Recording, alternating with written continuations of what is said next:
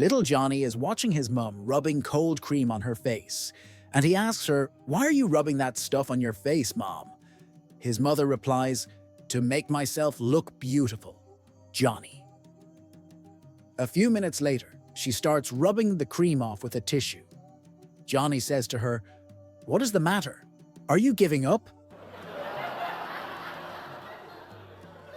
A wife sends a text message to her husband. "Honey, don't forget to pick up some bread on your way home from work. Oh, and your girlfriend Valerie says hi." Husband texts back, "Who's Valerie?" Wife replies, "Nobody. I just wanted to make sure you'd read my message." Husband responds, "Well, I'm actually with Valerie right now, so I thought you saw us." Wife shocked, "What? Where are you?" Husband, "Right outside the bakery." By the door. Wife rushing, "Stay there. I'm coming right now." 5 minutes later, she texts him again. "I'm here at the bakery. Where are you?" Husband, "I'm still at work. Now that you're there, why don't you grab the bread and bring it home?"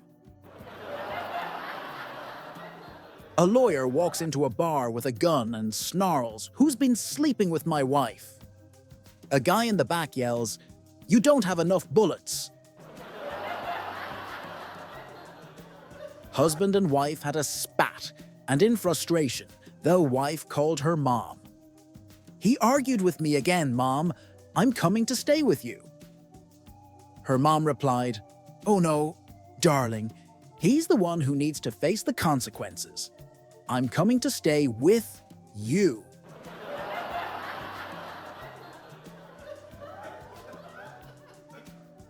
Wait, want to make a difference?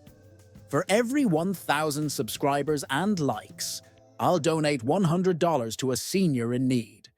Help me help the elderly. Subscribe now.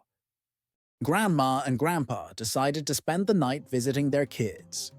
While exploring the house, Grandpa stumbled upon a bottle of V pills in his son's medicine cabinet. Curious, he asked his son if he could try one. The son hesitated, explaining, "Dad, I don't think that's a good idea. These pills are very strong and quite expensive." "How much?" Grandpa inquired. "They're $10 each," the son replied.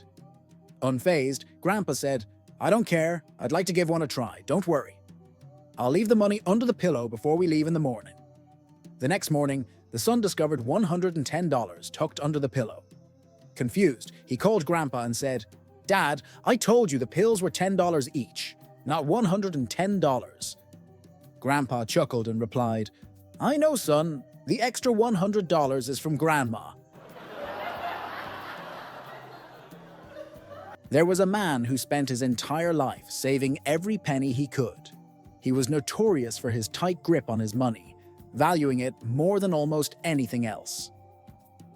One day, he fell seriously ill and was informed by his doctors that his time was short. Knowing this, he made a peculiar request to his wife. "When I die, I want you to take all my money and bury it with me. I want to take it all to the afterlife." His wife, knowing that this would leave her with very little, promised to honor his request. The man eventually passed away, and his funeral was held at their local church. As he lay in the casket, the widow sat beside their best friend, dressed in black. Just before the undertakers were about to close the casket, the widow suddenly spoke up. "Hold on a moment," she said, grabbing a shoebox she had brought with her. She placed the box in the casket, and the undertakers then sealed it and began to roll it away.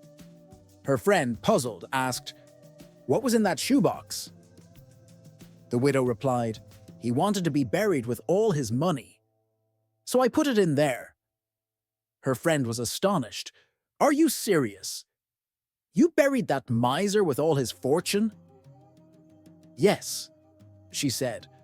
"I promised him I would, and as a good Christian, I couldn't lie. I put the money in the casket just as he requested."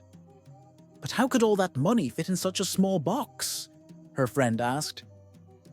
"Well," the widow explained with a smile, "it was a bit of a challenge, so I gathered it all together, deposited it into my account, and wrote him a check."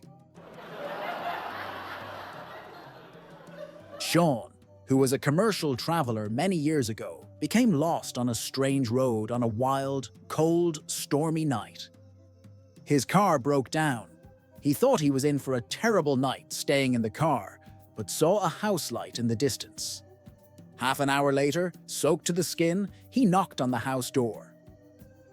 A farmer opened the door. Seeing a stranger so cold and wet, he asked him in to dry by the fire. The farmer and his wife provided true country hospitality. They showed him to a bathroom where he stripped and changed into a dressing gown so his clothes could dry by the fire. They had no phone at the house. The farming couple fed him and said he'd better spend the night on the settee. While he was eating supper with them, a lovely young woman came downstairs. The farmers introduced her as their daughter, Ida. In the small hours of the morning, the traveler realized the farmer's wife was in the lounge, putting wood on the fire. "You poor man," she said. "You must be so cold. Would you like our eider down?" The traveler replied, "Oh, no thanks. I couldn't cope. She's been down twice already." The other day, Robin and I got into some petty argument. I say it was petty. She would have said it was Armageddon. As is our nature, neither of us would admit the possibility that we might be in error. To her credit, Robin finally said, "Look, I'll tell you what. I'll admit I'm wrong if you admit they was right." "Fine," I said. She took a deep breath, looked me in the eye, and said, "I'm wrong." I grinned and replied, "You're right." A very nervous young interviewee was asked to meet her interviewer at a local restaurant for breakfast, while they discussed her abilities to perform a particular job. Upon ordering some eggs and toast, the anxious young woman requested that her toast be well done. The waitress asks, "You want it burnt?" The interviewee replies, "Well, I like my toast like I like my men." The waitress replies, "A little dark?" Embarrassed, the nervous applicant blurted out, "Well, I don't care about that. I just don't like it to go limp when I put it in my mouth." She was hired on the spot.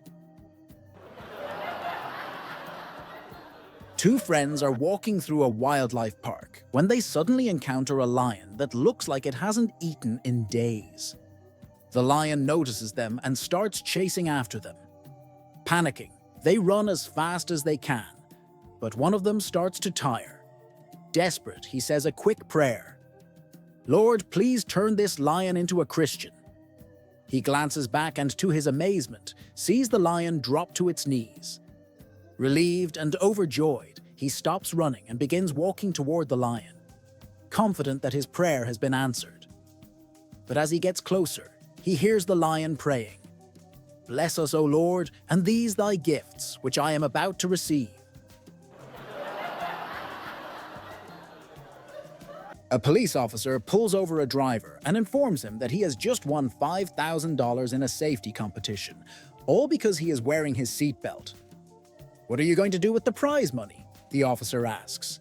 The man responds, "I guess I'll go to driving school and get my license." His wife says, "Officer, don't listen to him. He's a smart aleck when he's drunk." The guy in the back seat pops up out from under the blanket and says, "I knew we wouldn't get far in this stolen car." Just then, a knock comes from the trunk and a voice calls out, "Are we over the border yet?" A farmer was driving down the road with a truck full of fertilizer.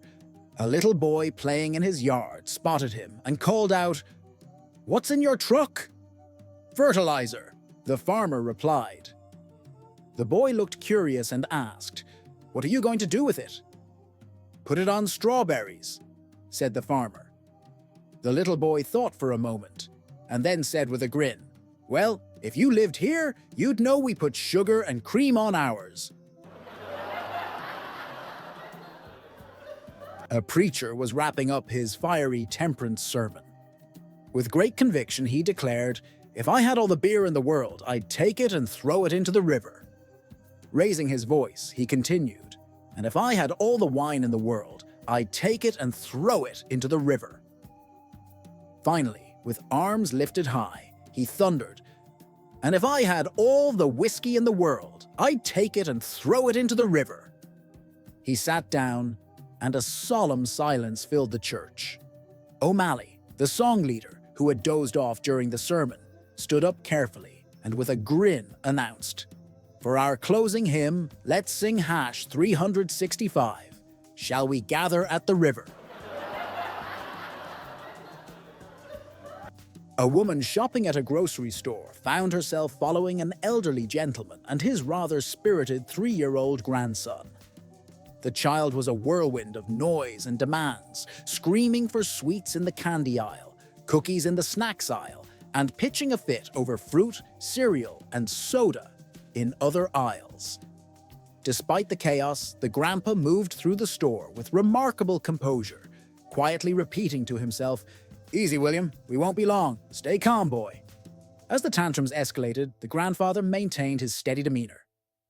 "It's okay, William. Just a few more minutes. Hang in there, buddy," he said soothingly. At the checkout, as the child threw items out of the cart, the grandpa continued his calm refrain. "William, relax. Don't lose your cool. We'll be home in just 5 minutes. Stay calm."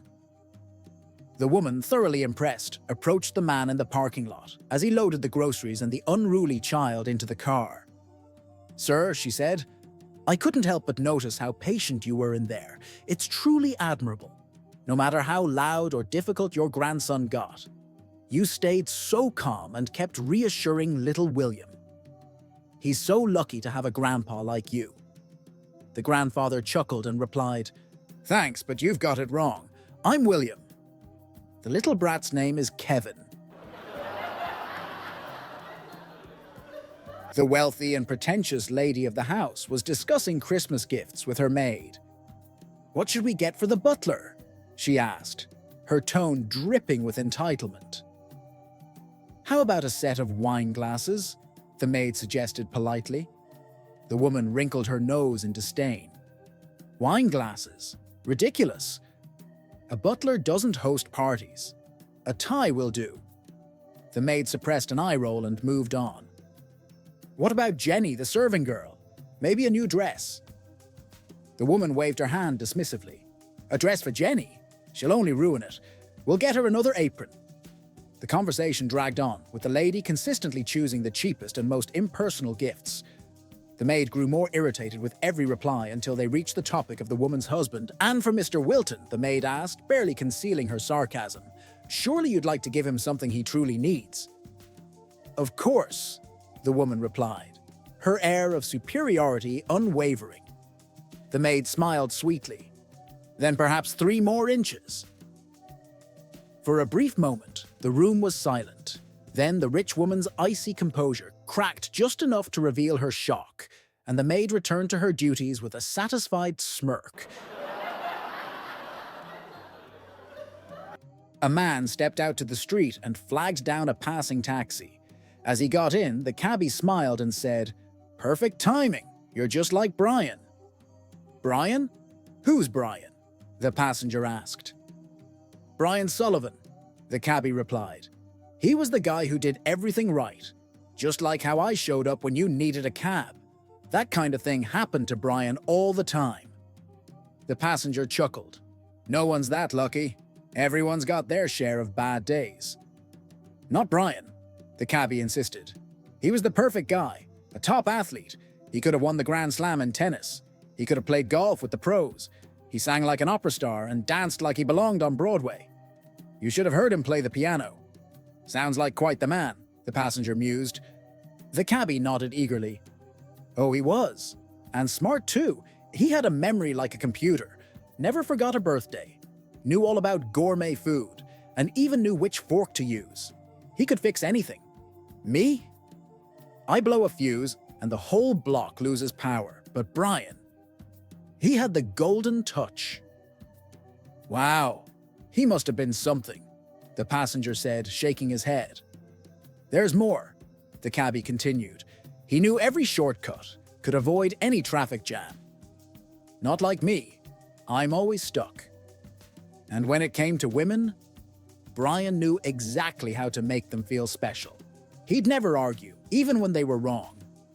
His clothes were always spotless, Shoes shined like mirrors. He was flawless. No one could ever compare to Brian Sullivan.